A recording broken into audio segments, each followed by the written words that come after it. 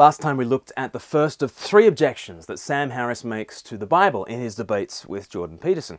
The first objection was Old Testament wars, and here we're going to look at the issue of sacrifice, in particular human sacrifice. Here's how the subject came up in the debate.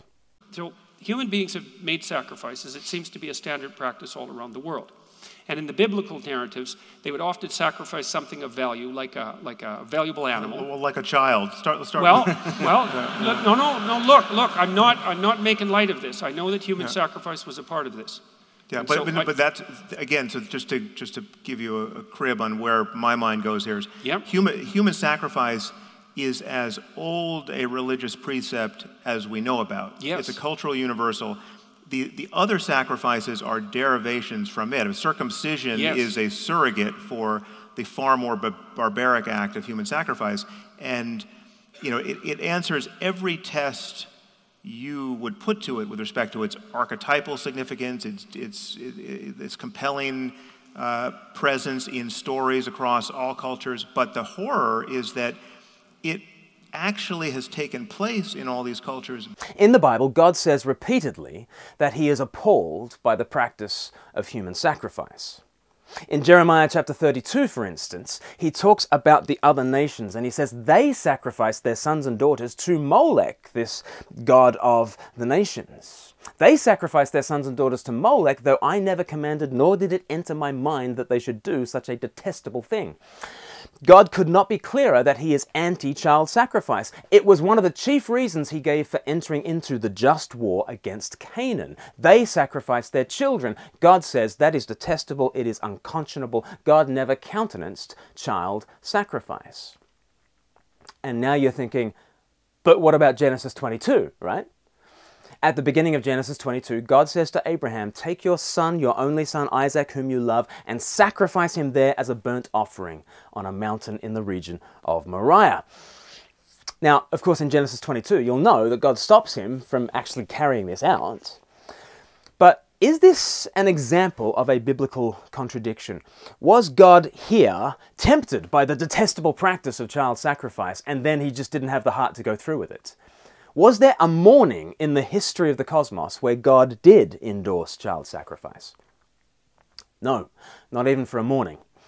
And the key is to figure out who Isaac is. Isaac is the offspring of Abraham. Starting in Genesis chapter 12, God has promised that the offspring of Abraham will save the world. And as soon as you say offspring, you want to ask, is that one person or many? If Abraham sort of reaches into his wallet and says, let me show you a photo of my offspring, you don't know whether there'll be one kid in the photo or a whole clutch, and that's the point. The offspring of Abraham is both singular and plural. The many offspring of Abraham are the Jewish nation, and they will save and bless the world. But the singular offspring of Abraham is Jesus Christ. And he, representing the nation as the King of the Jews, he will save and bless the world. So the offspring of Abraham is plural and singular. But when Abraham and Sarah have Isaac, they would have been very aware that they were holding in their arms the offspring. All Israel and the Messiah himself were in their hands, so to speak. And you're like, well, don't drop him, right?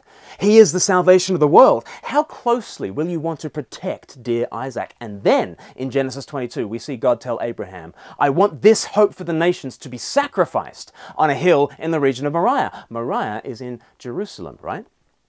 So what's going on? God says there's going to be a sacrifice of the offspring of Abraham, the hope of the world, the beloved son, and it's to take place on a mountain in the region of Jerusalem.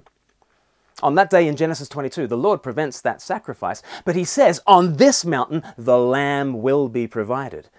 So it's an incredible prophecy of the cross, 2,000 years in advance of it happening. It's showing us how the offspring of Abraham will bless the nations by being a sacrificial lamb, dying on a mountain in the region of Jerusalem. He is the beloved son who will die for the world.